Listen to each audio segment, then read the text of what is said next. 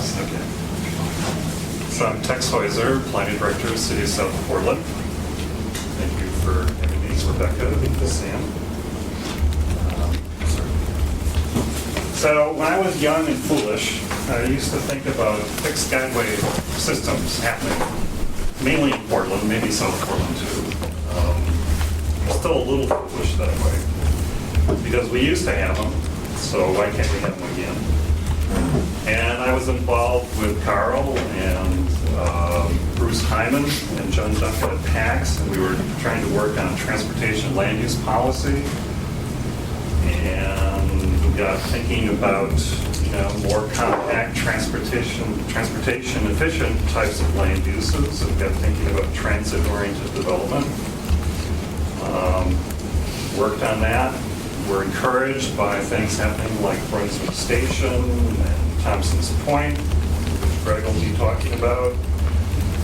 Started thinking beyond TODs and into transit-oriented corridors. Started thinking about that in particular for Route 1 in South Portland. And then I started wondering, okay, we need transit to get our desired types of land use patterns. How do you pay for it? The one tool that the legislature allows municipalities to have are tips. So started thinking about trying to amend the tip legislation to allow for transit, and in particular to allow it to pay not just for capital items but also for operations.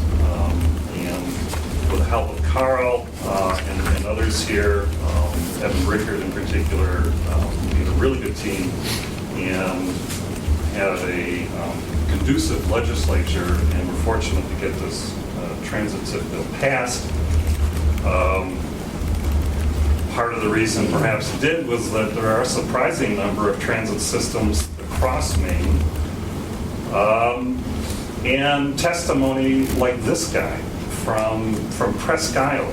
My name is Stephen Fritz. I'm writing this little note to say that I'm trying my best to find a job. My search is limited to where I can go. I do not have a car, and there's no city public transportation. I've got to walk wherever I go. Some days it gets hard because I get tired, but I'm trying my best. I just keep going. I don't give up easy. That's not going to motivate you. I don't know what will. So the law passed. We did, with Shanna's help, get a transit-oriented TIP program adopted for South Portland. It was approved in 2010. You'll see in a bit, this is kind of a sort of a moral of maybe things not to do. Right now in our transit TIP, we have $1,788.60. It will allow us, if it ever picks up, to expand existing services, provide new transit services. It can be used for pedestrian and bicycle improvements, intermodal transit planning, relocation costs. I forget, Shannon, what that's all about. As well as professional services and staff costs. This is a little faint, but what we're looking at here are the red parcels, the parcels in red. Those are the parcels that, like that one and that one and that one and that one. These are the ones these are our transit TIP district. We use 15 or so parcels in South Portland. When I started out, I had imagined that all the parcels within the buffer areas along the bus routes would be in the transit TIP district. And I said, well, let's structure it so that we're only capturing a quarter of the incremental taxes from these properties. And then I ran into something called the city assessor, who said, hey, every one of these parcels, you put it in a TIP, there's all sorts of extra accounting that goes along with it and everything. And then I ran into the manager, and the manager said, hey, Tex, we need that money. You can't take all that money and put it in the TIP, in the transit. And so we had this little struggle. And right now, the only, we've got this little subdivision is built out. I think this parcel is built out, but not much else has happened. We have a big one here at the Kakalides property. If that ever gets built out, that'll put some money into the TIF fund. But as you can see, it was pretty small. It is pretty small. So lessons still being learned, and I really appreciate this opportunity here to kind of come back now after 3 years and sort of look at this.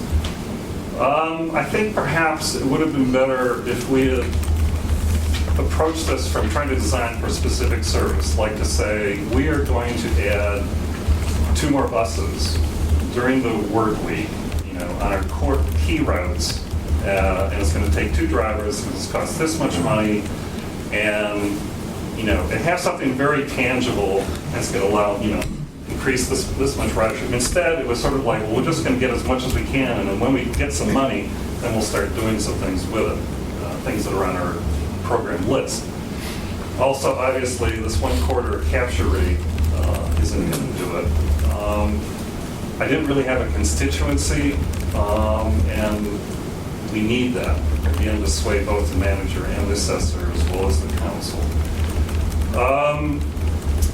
This could be combined with a downtown TIF district, as opposed which is a bigger area, and so Shanna has done that recently in Orono, and so I'm looking forward to hearing a little bit more about that. I don't know too much about it myself. The general thing of in trying to sway the city manager and the finance director about let's get some more properties into the TIF district.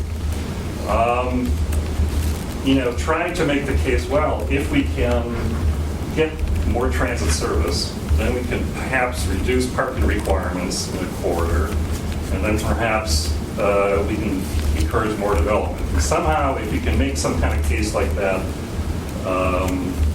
maybe we can get more properties into the district. Also, in our TIF district, we didn't incentivize development. It's transparent to the property owners. The incremental finances are, they're paying their taxes as normal, but they don't get a credit enhancement or a rebate. Now, in our comprehensive plan, we do have a section of Broadway that says this section could be redeveloped and could be intensified, but not until something's done to address the traffic problems on Broadway. So, that's kind of a challenge right there that, if a way could be found to put them in a TIF district, do some master planning, find some realistic ways that would, through the development, would more encourage bus ridership or, use of modes other than a car, maybe that would help. So that's it, very quick, and I'm happy to answer questions. Couple minutes for questions? Without knowing nothing about nothing, it seems that one of the most desired, at least in my mind, desired transit routes from South Portland is actually over the bridge to Portland. Right. So isn't that a challenge in setting up this whole schema in South Portland when your greatest transit route is actually over the bridge? Workers at the hospitals, for one example. If we have funds in our transit district, we can certainly increase service even though it went over the bridge. Yeah. So I don't think that's a problem. I'll defer to Shannon. I don't think that part's. But it just seems odd that your most desired transit route is actually outside of the city, of your city. Hence, I guess, the theme of today's discussion.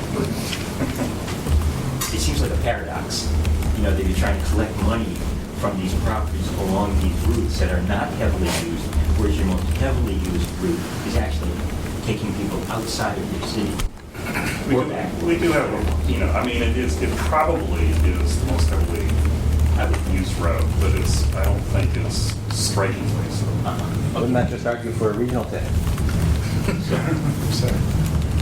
This seems like a unique situation. I did check out, you can run a streetcar over that drawbridge. There's no problem there. Thank you.